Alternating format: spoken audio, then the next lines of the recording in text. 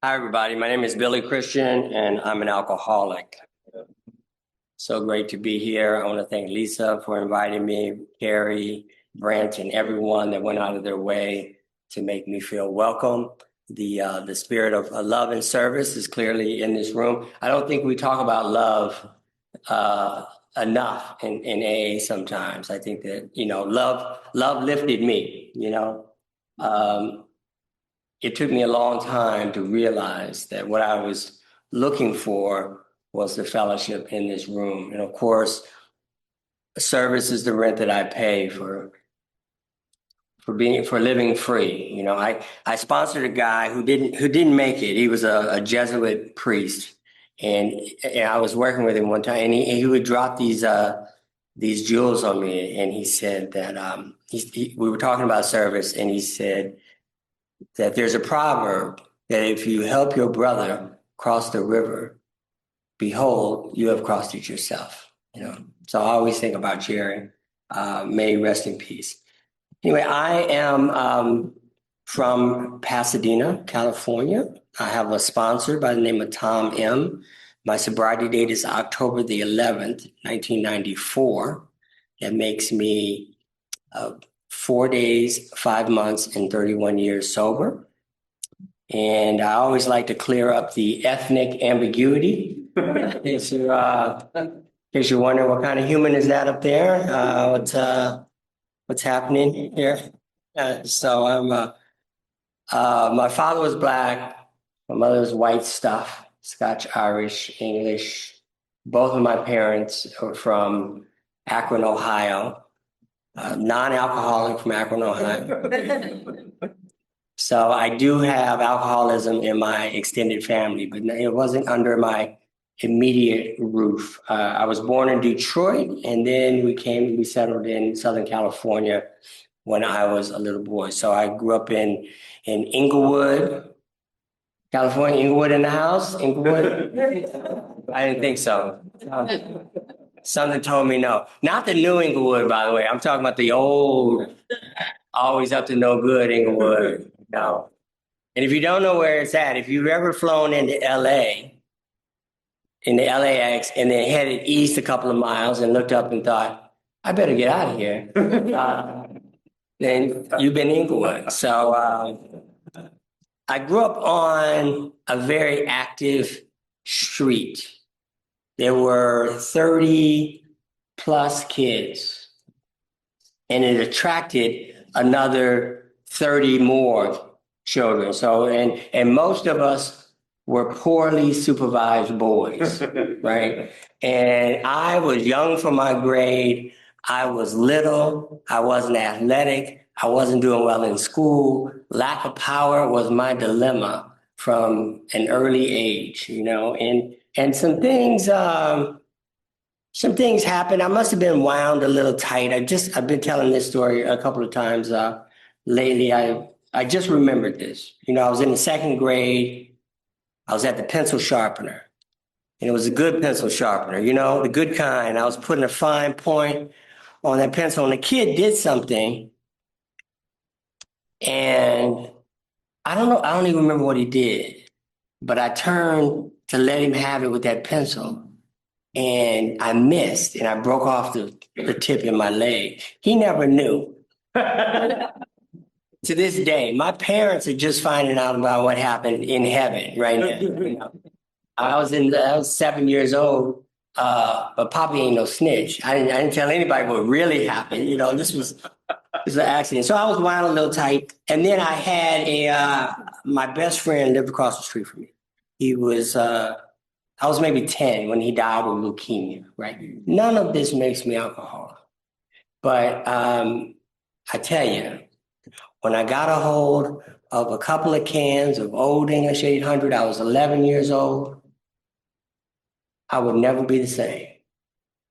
I would never be the same. It was exactly, the antidote for what had been ailing me, and I would learn that alcohol would vaccinate me from my fears and my feelings. And there was just really no turning back after that. And for whatever reason, I knew that I had a problem early. I was just one of those people that knew I was kind of okay with it. And I could pinpoint the moment. I was 15 years old. It was summer, and no one was home. I was home alone. About 9 o'clock in the morning, I scrounged up some change. I went down to the liquor store. I hired one of the cats that hung out in front of the liquor store to give me a half a pint. And I'm a little, I was not the strapping beast of a man that stands before you tonight. I was a little guy. I drank this half a pint, and I remember sitting up the street from my house. I was sitting on the curb. I was looking at that empty bottle. I was feeling the euphoria waft over me, and and I was wanting some more, you know. And I said to myself, I said, "You're an alcoholic." It's 15 years. I didn't know anything about alcoholism. I didn't know about the obsession of the mind, the allergy of the body. I didn't know I was experiencing the phenomenon of craving. I didn't know I was beyond human aid. None of that. But I knew this. I knew I was in love with the way that I felt. And I knew I was going to chase that no matter what. And I was right about that. And I had an alcoholic uncle who maybe, and we had some good alcoholic role models in the neighborhood. We did have some gentlemen that were experts at day drinking. So I knew that there was some kind of similarity, but I certainly didn't know the jargon. I didn't know the technical aspect of it. And soon after that, I didn't do anything with that knowledge. I didn't try to get help. I just went about my life. And then I started to experience what we refer to in the big book as the first nip of the ringer, the first wave of problems. That was when I was starting to wreck cars. I was like 16, wreck cars, get arrested, and pass out in inopportune moments, right? I was pretty good at that. My favorite example happened in high school. I was in the 11th grade, and I had switched high schools because I'm not the problem. High school is the problem. So I was going to Morningside High School in Inglewood, and I transferred to Aviation High School in Redondo Beach. Completely different world, and they had I learned some new tricks, right? They had pills. And so I was, they had a two and all, second all. I would take anything with null in the name. If we got null in it, I'm in. And one day I took a Quaalude. If you don't know what that is, that's a popular hypnotic sedative of my generation. And I took this Quaalude. It was I took it around nutrition. That's what we called our little break, nutrition. I thought a Quaalude would be nutritious right about 10:30 in the morning. Those are the nutrients I thought I was lacking at the moment, and I didn't feel it. And so I drank a half a pint of Southern Comfort. I was a brash little kid. I rarely mention this. I drank it in class. There was a teacher who never moved from her desk, and there was a little bookcase. And I knew she wasn't coming away from the desk. And, I sat there and I read and I polished off that half a pint. I went to my next class, and I was sitting there. I was relaxed. I was enjoying class. I was enjoying class, and then I heard this thud. And I raised up, and I realized that it had been my head. I had face planted on the desk and bounced back up, and the whole class was, looking at me with astonishment, right? Mouths open. I stood up. I thought it was a good time to make a speech.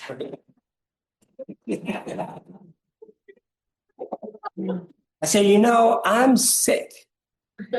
And I just remember the nods of the heads, in the class, truer words had never been spoken. And then I just walked out and drove home. And not very well, I might add. Not very well. And I can retell that story a dozen different ways, right? That's just a public example of that. There were times when Yeah, I remember, my dad slapping me, trying to wake me up one time, me waking up and seeing the fear in his eyes, that you know, um, he couldn't bring me back. So it's not that surprising that I found myself in a meeting. I was 18 years old. I was at a low point. I saw a hotline flash on the screen one night. I called it and I explained what was going on with me to the lady on the other end, and she directed me to a meeting. I'd never heard of Alcoholics Anonymous. This is 40 something years ago. There weren't television shows that referenced AA. People didn't talk about working the 12-step program. That was not in the lexicon at the time. So I didn't know what to expect. She did tell me this, though. She said, there are no meetings in Inglewood, but there is one in Redondo Beach, which is kind of serendipitous because I'd been going to high school. I knew the street. I was, it made sense. And I came in. It was an upper room of a church. It was well lit, and I sat way in the back in the "I dare you to get me sober" seat, right? And I was guarded, just trying to figure it out. Like, what is this? But there's something about you people, the warmth, the humor, and the way you told your stories the hard way, exposing the unvarnished truths about your life. And it got to me, and I slowly kept coming back, and eventually I made a feeble attempt. I made a little try. I got a sponsor, and I started working the first 3 steps. Stuck around for 40 days. About the 40th day, my sponsor started talking crazy. Started talking about this searching and fearless moral inventory. And that scared me. Yeah. Being vulnerable was not something that was a value where I grew up. And I just couldn't see myself. I couldn't trust anybody with my story at that time. And of course I drank. But I'm very grateful for that introduction. Very grateful. Because I was starting to learn a couple of really important things. Thing one, sobriety is good. Sobriety is better. If you be new, relatively new, I don't know if it is your turn to stay sober. Our book says we in our turn sought the same escape with all the desperation of drowning people. I don't know if it's your turn, but if nothing else, at least taste sobriety. At least roll it around on your tongue. Because if you're like me, in those dark and those lonely moments, it's hard to get that taste out of your mouth. And the other thing that I would realize is that I had severed the magic. Like something magical had happened. And that's my term for it. And what I'm referring to, some of you may be able to relate to this, is how one day I needed to drink and virtually the next day I wanted to be sober during those 40 days, right? That magical transition. Bill Wilson calls it an act of providence or an act of God that removes our obsession for destructive drinking. People in the medical community would call it spontaneous remission. To me, it just seemed like magic. And what I would learn is that the window of opportunity for recovery would only crack open just a little bit and very infrequently. I thought, understandably so, that I could just waltz into AA anytime and just start getting sober. But that was not my experience. And in fact, I started this revolving door of coming in and out of the rooms, in and out of treatment, just in and out of anything that I thought would fix me. I went to community college for 5 years. Finally, they had to break it to me. They said, "We don't think this is your community. It's not working out for you." And after just failing to get sober and trying to find the right combination. My parents finally, sat me down. I was living at home. I was in my early 20s. I had a complete failure to launch as an adult.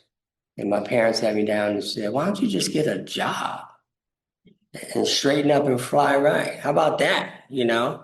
Which makes sense, but it's very logical. Logic is not a treatment plan for alcoholism. It would be nice if it were, but there's nothing logical about the things that we do. But I complied. I did. I got a job in the mailroom of a very nice company in Century City near Beverly Hills. And it was a great job. I was one of the lowest people on the totem pole. I was working in the mailroom with a couple other young guys like myself. There was no one lower than us. But I was grateful for this job. It was a good job under the circumstances. And you know how I repaid my gratitude? I drank on the very first day. Couldn't keep it together for one day.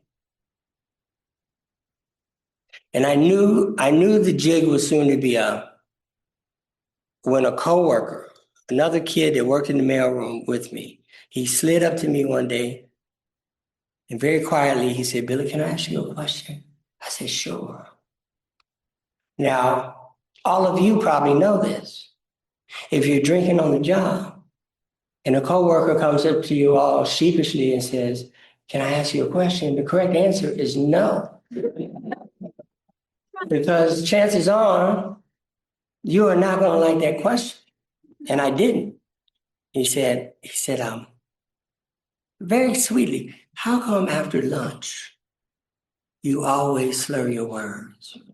Oh, my heart sank because I knew that he knew. And if he knew, everybody knew, And I was also fairly certain that he was just concerned about me. He didn't want to know the technical answer. I didn't tell him, well, it's the malt liquor and the methadone produces that effect. I didn't give him the recipe. And sure enough, I was fired within days of that conversation. I was devastated. It was a weird space to be in because I was not in the least surprised, but devastated. And I was devastated for two reasons. Reason number one is it was starting to hit me. I was 24 years old. It was starting to dawn on me that I was not going to be able to shake off this alcoholism and become a regular person. And up to that point, I thought maybe there's a chance. Maybe we could just shake it off. Right. And I knew that wasn't going to happen. And the other thing that happened was my getting fired almost to the day coincided with my father being diagnosed with cancer. And so here I am. I'm living at home. I've dropped out of school. I'm unemployable. The hustles that I used to do don't work for me anymore. I got nothing. The only thing that I could do is try to be the dutiful son and take my father to chemotherapy. And I did that, and if he could eat, we would go have sushi afterwards. And all went well for a time, but eventually my father became progressively sick and I became progressively ill. And there came a day when my dad was gravely ill. He was back in the hospital. And the nurse called late in the evening and said, you guys need to come down here now. And I knew what that meant. And my mother and my sister, they got dressed to go say their goodbyes to my dad. And I locked myself in my room in the family home. And I got loaded. And I didn't go. And I mention that because from that point on, it had been an impediment to my sobriety, at least in my head. Whenever I was separated from a drink for any extended period of time, no matter where I was, whether I was in jail, I was in treatment, at a certain point, I would become flooded with guilt. And what I wanted to know from you, Alcoholics Anonymous, is how would I ever live with that shame? What say you about that? Which is a good question. But I never asked anyone. And I never stuck around long enough to get the answer until this time. With the help of a sponsor, with the help of the Big Book of Alcoholics Anonymous, I come to this line on page 124 that says, cling to the thought, as if it were speaking to me. Cling to the thought that in God's hands, the dark past is the greatest possession you have. Now, if you've never heard that line before, just take a second to just contemplate the audacity of that statement. That our deepest, darkest secrets, the things that we don't want to tell anyone, is our greatest possession. And I don't know if that's true for so-called normal people, but for us, that is the message of hope. It goes on to say that is what averts misery and death for other alcoholics. Because when I sit across from the new man and he says, Billy, I've done bad things, I get to say, me too. Yeah, me too. Now let's walk together on this path, And so my father dies. There's some money floating around the family. It wasn't East Bay money; it was Inglewood money. But it was enough to do a little damage, and I just went, hog. I went. What do they say? Hog wild and pig crazy. Yeah, that's it. That's a good term for it. I would get my little supplies. And whatever I would need for a couple of days, I would lock myself in my room. I wouldn't just lock myself. I would take off the doorknobs and put a bolt in there and with a wing nut. And then I was moving furniture against the door. And I'd be in there for as long as humanly possible. I came out one time and my mother and my sister, they had moved. Yeah. Yeah, with no forwarding address. As they should have, by the way. As they should have.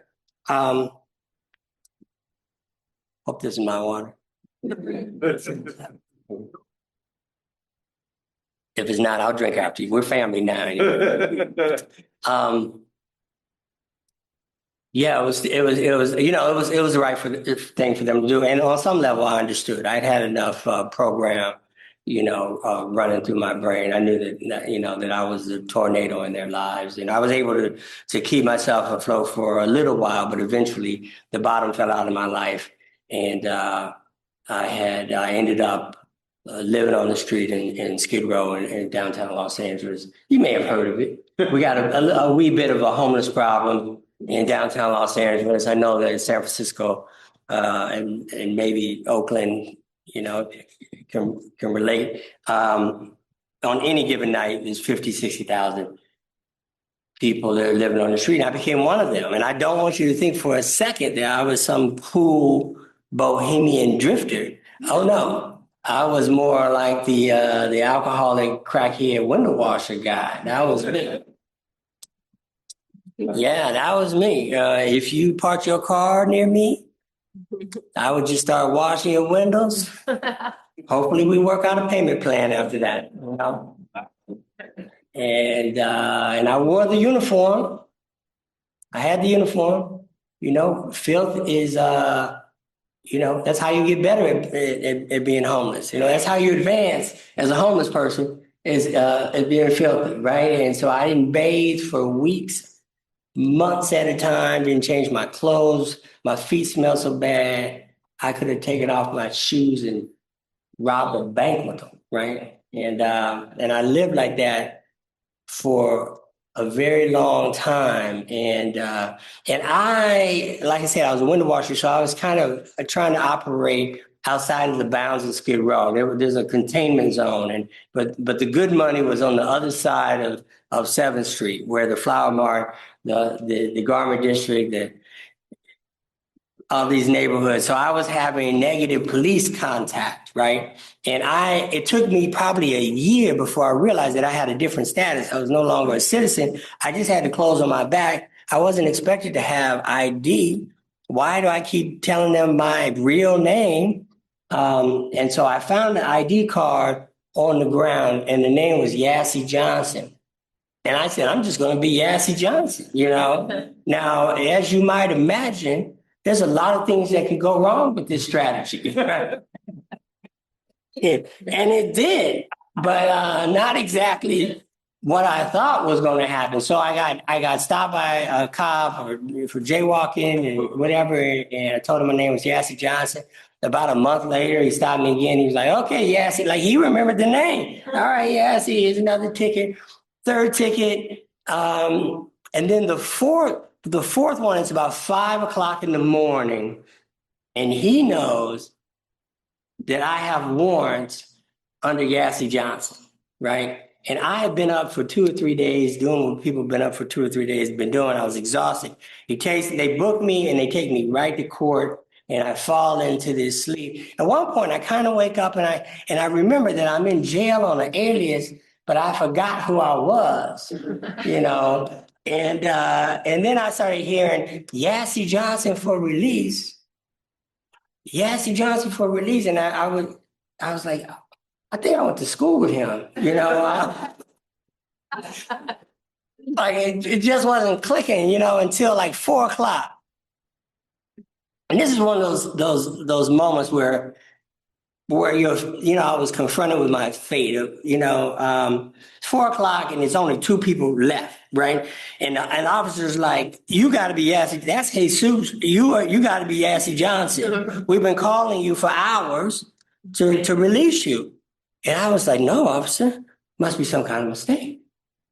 I just got arrested. You can't just release me. And he was like, no, we are releasing you. I was like, I know my rights. You just can't. Like, I didn't want to go. I was exhausted. Let me get a couple more bologna sandwiches. It threw me out the door. And I remember the door closing. I was in the lockup of a courthouse, and they threw me out. And I just remember that feeling on the outside of that door. The feeling that, I couldn't remember who I used to be. I couldn't forget what I'd become. I was just fairly, I was one of those moments where I was facing what had become of me. I had done some of the downtown missions.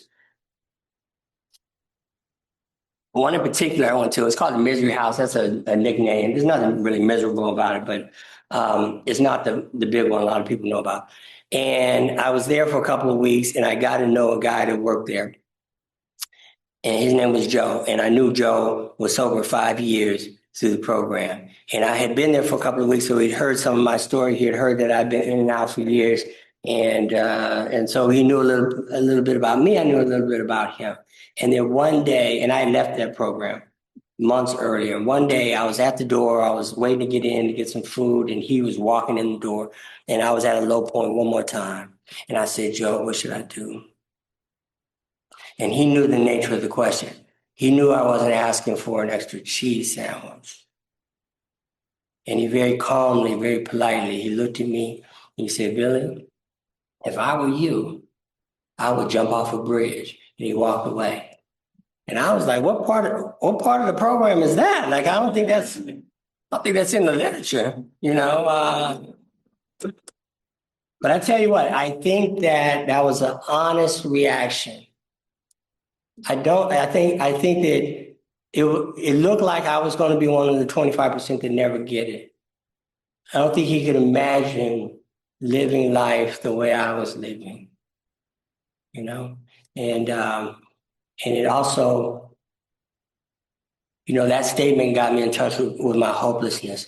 And what I didn't know is hopeless is a wonderful way to come into Alcoholics Anonymous, And I just need to say this. It sounds like, homelessness is like one of the worst things that can happen. But The 12 and 12 talks about these steps as being ego smashing propositions. There are things that needed to happen to me. I needed a little meat tenderizer before I needed to be beaten into a state of reasonableness. There are and there's certain lessons that I learned, lessons about generosity, not from the industrial poverty complex, but between homeless people. There were lessons of generosity, of beauty, and of how to locate home. In the words of Thich Nhat Hanh, every step is home. These are lessons that I'm still metabolizing to this day. So I'm very grateful for that experience. But anyway, I came into Alcoholics Anonymous one more time. I didn't come in directly. I went into a program for the 14th time, but I had enough residential treatment under my belt to know that at best, they could keep me warm and safe and dry and point me in the direction of Alcoholics Anonymous. And I got a sponsor. When I say I got a sponsor, I went to a meeting, I raised my hand as a newcomer, and the secretary came over and asked me if I had a big book, and he gave me a big book, and I asked him to be my sponsor. I didn't know his story. I didn't care what his story was. You got enough juice to hand out big books? You're it, pal. And I had a moment of clarity that if you're in the emergency room, that's not the time to ask, when a doctor comes to your bedside, that's not the time to say, are there any other doctors on call? There's more. It's not the time to go doctor shopping, It was him. And it turned out, when we started to discover, discard about our lives, yeah, he grew up in Brentwood, very different than Inglewood. Yeah, I know his father from television. And my father used to repair televisions, But we started to look at our lives and the way we thought, the way we felt, and our actions, they were very similar, And it was, and I thank God for working the steps with that man, But I have to tell you that those months, they were full of both. I was jubilant and scared to death. There was a part of me that thought, maybe this is it, maybe it's happening for me. Like this could be it. And then there was another part of my brain that was like, wait a minute, you got problems. You got problems. Our book says our problems pile upon us and they become astonishingly difficult to solve. I hadn't had a job in 10 years. I had been living on the street for almost 4 years. That does something to your psyche. And I had 8 failures to appear in court in my own name, in my real name. And then my only family essentially was my mother and my sister. They were in the alcoholic protection program somewhere, right? So, and I remember sitting in a meeting, ruminating about my problems, just worrying about stuff. And this lady walked by. She walked up to the podium. She walked by me. There was something about her. She was so dignified, so regal. Her name was Yvonne P. She's passed away. God bless her. But she got to the podium and she said that her life didn't change until she stopped telling God how big her problems were and started telling her problems how big her God was. And that shocked me. And I didn't know what that meant. But I knew this. I knew that there was a power coursing through me. It was keeping me sober. I needed to cooperate with that power through this program, Alcoholics Anonymous. And I needed to face life on life's terms. And I told my sponsor what was bugging me because I had just gotten a little part-time job. And I was worried that eventually I was going to get arrested for these warrants. And then I would lose this job and then I would be in the county jail and I would come out and the cycle would continue. And he said, I got a plan. I was like, let's hear it. So he said, you're going to go down to the court and you're going to put your cases on the calendar. And then you're going to go get a public defender. And he said, I'll go to court with you one time. And I said, that's the plan? Like knock on the front door? Like I thought you were going to say something sensible, like get plastic surgery and change your name, And against my better judgment, I did all that, And I remember being in that courtroom. It was a packed courtroom, and I thought, even that day I was like, I know how this is going to go down. I'm gonna be right in that side door, after sitting here all day. But that's not what happened. What happened was, uh, my public defender was there. I was taking a plea, and the judge was looking through all the, I had like a certificate from the program I went to. I had letters from everybody I knew who could write. And she looked up and she said, "How long you been sober?" I said, 9 months. And she shook her head. And she said, 1 year in the county jail. And then she said, suspended. She said, "Don't come back, Mr. Christian. Don't come back." And I remember walking out of there and I was just flabbergasted. Like, I couldn't believe that this thing really works. Taking direction works. Prayer works. Facing life on life's terms works, and my life is very different today. Of course, I have come back. I've come back as a friend. I've come back to court as a sponsor. I've come back to speak at drug court. And I actually come back every day. I'm now an attorney with the public defender's office. So, and I know that's a huge right turn from being homeless just a couple minutes ago to become an attorney, right? But of course, what I want to say is that that was a 20-year project, and it was a lot of you people who put me together. I went back to school. I got my record expunged. I became a teacher, became a school administrator, and then I got hired at the public defender's office. A couple of years ago, they asked me, they said, "Sir, why do you want to work here?" I said, "I used to be an alcoholic, homeless client of the public defender's office." And they said, "Can you start on the 16th? So I'm really grateful for that. Real quick, I want to pay homage to a friend of mine, and I want to close the loop with my mother and my sister. A good friend of mine, Carl W., has passed away, lost him during the pandemic. He made this flippant statement one day. He was talking about, he said it took him 5 years before he knew he was sober. And I was like, that seems ridiculous, how is it going to take you 5 years? And I kept thinking about that. And he had always been like a person I respected. He was 2 years and 4 days ahead of me in this thing of ours. And he was like a big brother. But I thought that's a crazy statement. But I kept thinking about it, and I realized not only was he right, but it had taken me over 6 years before I knew I was sober, right? And I'm not talking about anybody else's experience, but I went in and out for 14 years. I didn't know I was going to stay. And if I stayed, I didn't know if I was going to work all the steps, take all the suggestions, pick up the tools that had been graciously laid in my feet. I didn't know. And if I did that, what was going to happen when the blessings that happened for you happened for me? Was I going to still hold on with all the desperation of drowning men then? And would I bring my pain, if I lost some of those things, would I bring my pain back to Alcoholics Anonymous? So to answer that question, I get sober. I don't know where my mother had dropped some hints for years that that one day she will move to Colorado, right? I learned years later that she moved to Arizona. She was just trying to throw me off the scent by like $1,000.